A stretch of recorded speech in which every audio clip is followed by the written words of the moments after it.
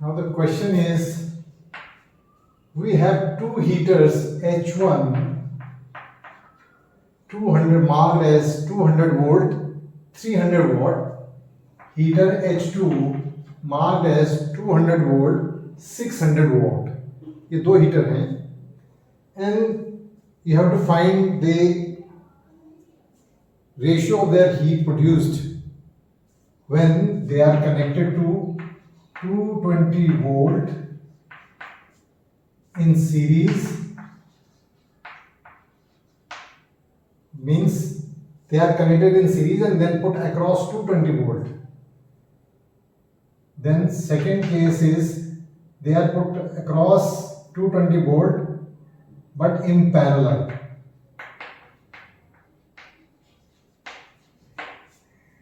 So first case, when they are connected in series, so this is your 200 volt and here it is H1 and then it is H2 and then they are connected. So in this case, the current flowing both the heaters is same. ये हमने पढ़ा भी है कि whenever the resistors are in series, then the current flowing through the resistors is same. So if this has got resistance R1, this has got resistance R2, then the heat produced H1 upon H2 is always equal to R1 upon R2. ये कैसे आ गया? Very simple. So heat equals to I square R T upon J. In both the cases, heat produced will depend on the current. The current in both the cases is same. The time interval is again same. So only thing is this R1 and R2 are different. So here it is H1 equals to I square R1T upon J. H2 equals to I square R2T upon J. So if you find out H1 upon H2, then this will be R1 upon R2.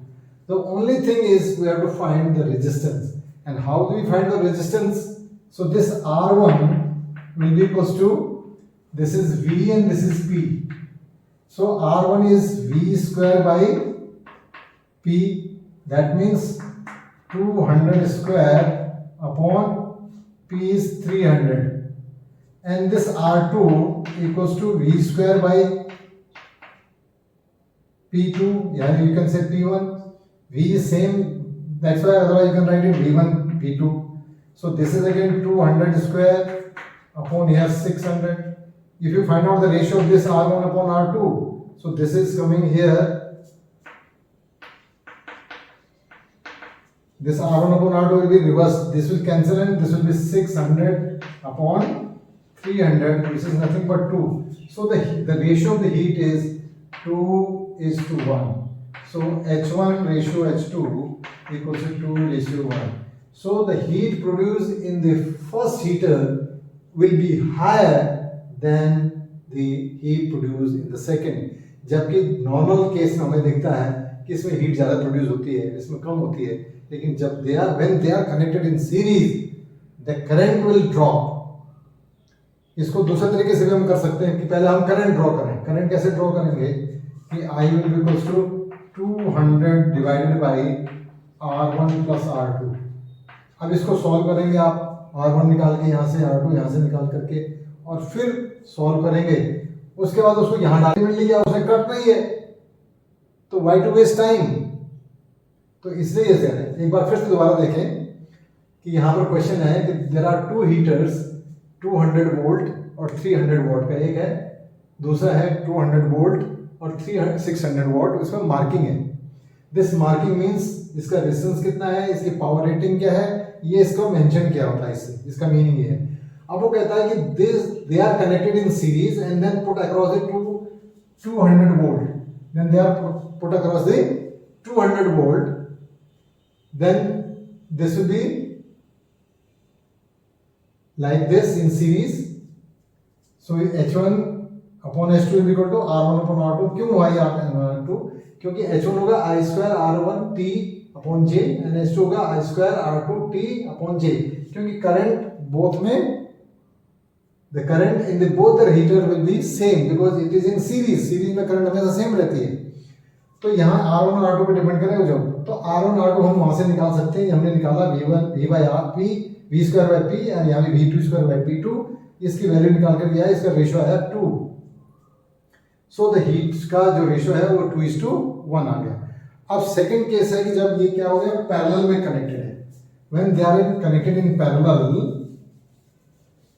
ये 200 volt है, ध्यान रहे, it is 200 volt source. यहाँ 200 लिखा है, वो ऊपर से गलती से लिख दिया, तो उसको मैनेज करें. अब की बार क्या है,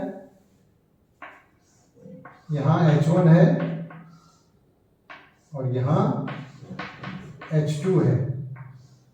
तो इन दिस केस आप देखें, the potential is same and the current will be different. तो इसलिए करंट का यूज नहीं है. तो यहां पर हम H1 की बात H देखेंगे, तो we will apply the formula V square by R because voltage is fixed. तो again this time H1 will be equals to V square by R1, H2 will be equals to V square by R2, then H1 upon H2 will be equals to R2 upon R1. तो R2 upon R1 का reverse हो जाएगा, तो this time it will be 1:2. तो इस समय अगर आप ध्यान देखें कि इसमें हीट कम प्रोड्यूस होगी और इसमें ज़्यादा होगी, जो कि हमारे नॉर्मल केस में होता है, हमारे घरों में होता है. क्यों होता है ऐसा घरों में? Because the electric circuit in the household is always in parallel. तो वो पैरेलल में है, इसलिए वहाँ ज़्यादा हीट वहाँ प्रोड्यूस होती है. जो गीजर आपका ज़्यादा वाला है उसमें ज़्यादा हीट प्रोड्यूस होगी, जो कम वाला है वो कम हीट प्रोड्यूस होगी.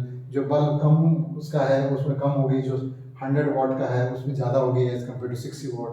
तो इसलिए जो है ये आप इस तरह से फाइंड आउट कर सकते हैं.